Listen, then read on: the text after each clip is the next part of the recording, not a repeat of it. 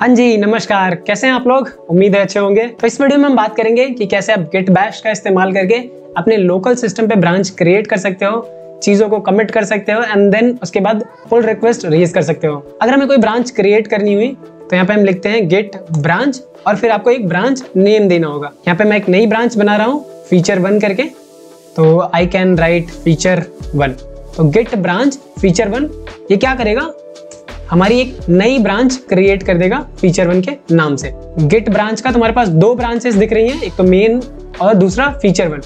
एक green colour से आ रहा है, उसके आगे स्टार लगा हुआ है। इसका मतलब ये है कि अभी करंटली हम मेन ब्रांच में हैं। यहाँ पे भी आपको दिख रहा है ये मेन जो रिप्रेजेंट कर रहा है अभी करंटली आप किस ब्रांच में हो। अब मुझे इस feature1 वाली ब्रांच में जाना है क्योंकि मुझे उसी ब्रांच में काम करना है, कुछ एक्सपेरिमेंट करने हैं। उसके लिए हमें कमांड यूज करना है गेट चेकआउट एंड उसके बाद ब्रांच नेम देना होगा feature1। अगर ऐसा लिखते हो तो आप क्या करोगे, स्विच हो जाओगे उस ब्रांच में। तो अगर अभी आप देखोगे यहाँ पे आप हो feature1 ब्रांच में, again you can right get branch. तो यहाँ पे आपको दिखेगा अभी ये feature1 वाला ग्रीन दिख रहा है क्योंकि करंटली आप अभी इस ब्रांच में हो। ठीक है, अभी यहाँ पे हम कुछ कमिट करते हैं। तो इसके लिए मैं एक और नई फाइल ऐड करूंगा feature1.txt करके। ठीक है, यू कैन ऐड एनीथिंग। यहाँ पे मैं कुछ दिखाना चाहता हूँ इसलिए मैंने एक नई फाइल ऐड करी हुई है। तो यहाँ पे कुछ लाइन लिख लेते हैं, this is the feature branch 1। Terminal पे आना है एंड गेट स्टेटस। ठीक है, गेट ऐड फाइल नेम हमारा है feature1.txt। कमिट कर लेते हैं इसको, git commit -m adding feature1.txt file. ये फाइल हमारा कमिट हो चुका है। अगर अभी हम देखें गेट स्टेटस में तो हमारा वर्किंग ट्री क्लीन है। अगर अभी हम लॉग देखें तो git log -1 line and we can use -graph -decorator.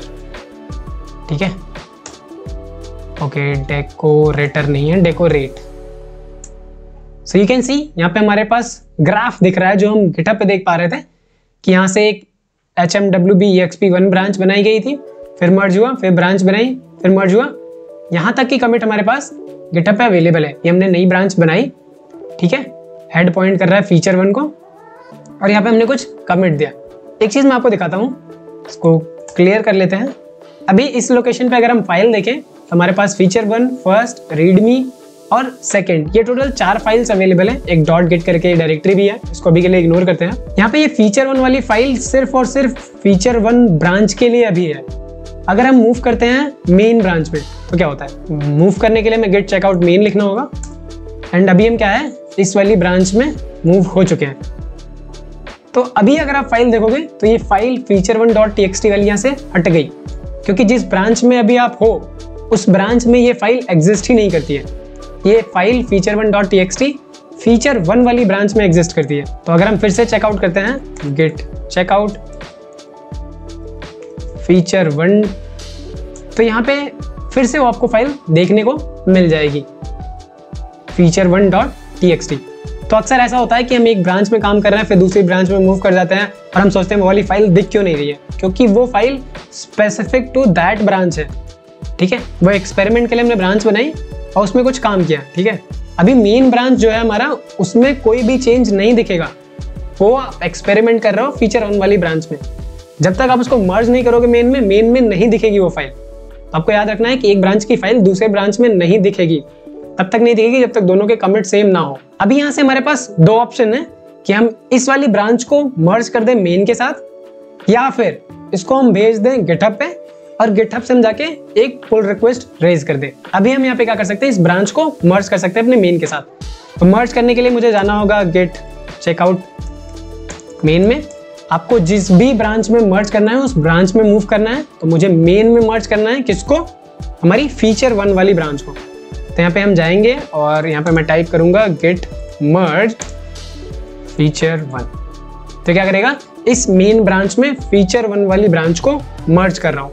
जो अभी तक हम गिटहब पे कर रहे थे वो यहाँ पे हम टर्मिनल में कर रहे हैं। तो यहाँ पे जैसे ही मैंने गेट मर्ज feature1 लिखा तो इसने क्या किया, मर्ज कर दिया। तो अगर हम गेट लॉग देखें -1 line, okay get log -1 line, तो यू कैन सी मेन भी हमारा भी इसी को पॉइंट कर रहा है और फीचर 1 भी इसी को पॉइंट कर रहा है और ये मर्ज हो चुका है। और इस डायरेक्टरी में ये फीचर 1 वाली फाइल स्टिल दिख रही है।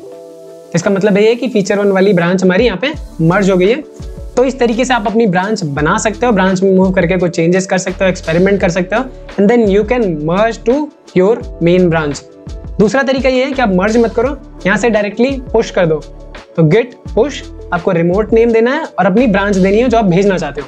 ये वाला स्टेप भी हम इम्प्लीमेंट कर लेते हैं। तो इसके लिए हम लिखेंगे गिट ब्रांच, हमें पता चलेगा कि ये इतनी ब्रांच है। एक और ब्रांच बनाते हैं गिट फीचर 2 के नाम से।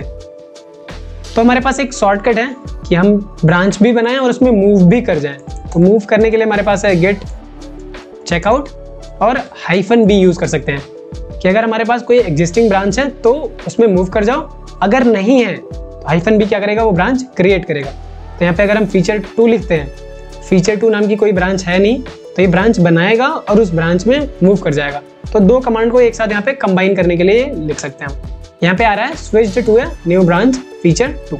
एक और नई फाइल ऐड कर लेते हैं फीचर 2 के नाम से, दिस इज फीचर 2 फाइल। इसको कर लेते हैं हम कमिट। कमिट करने के लिए सबसे पहले हमें स्टेटस चेक करना होगा, git add feature2.txt git commit -m adding feature2.txt file. यहाँ पे हमने फीचर 2 फाइल बनाई। अभी दूसरा रास्ता हमारे पास ये है कि इस कोड को हम पुश करें। पुश कैसे करना है, गेट पुश, ओरिजिन नेम देना होगा जो कि HMWB है हमारे केस में, और हमें अपनी ब्रांच देनी होगी। ब्रांच हमारा क्या है, फीचर 2। अब देखते हैं यहाँ पे, तो ये हमारा क्या हो चुका है, फीचर 2 वाली ब्रांच गिटहब पे जा चुकी है। अब यहाँ पे अगर हम देखें तो यहाँ पे हमें देखने को मिल रहा है कि फीचर 2 वाली ब्रांच यहाँ पे आ चुकी है। और ठीक है, कमिट्स में अगर हम देखें तो यहाँ पे 11 कमिट्स हैं, एडिंग सेकेंड फाइल।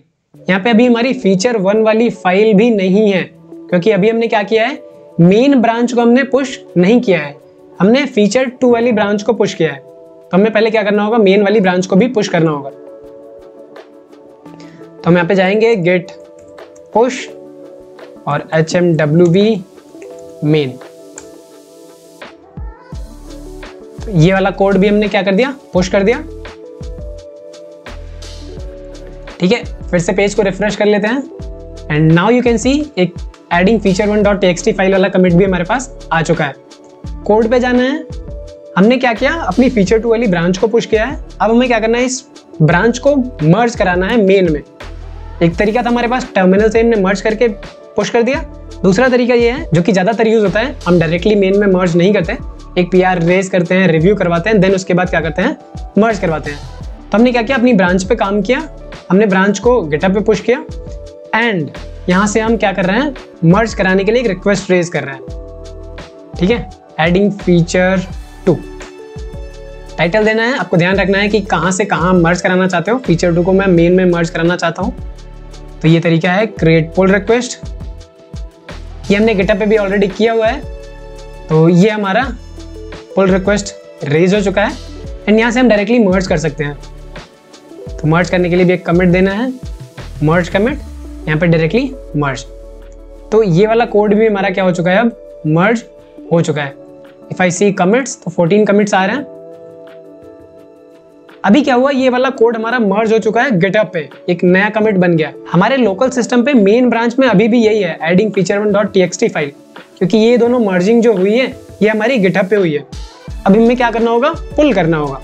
तो जब भी आप कोड को पुश करो उससे पहले आप पुल जरूर कर लेना, अदरवाइज आपको इशू आएगा। ठीक है, इसको क्लियर कर लेते हैं, गेट पुल ओरिजिन मेन, क्योंकि मेन में हमारा मर्ज हुआ था गिटहब पे।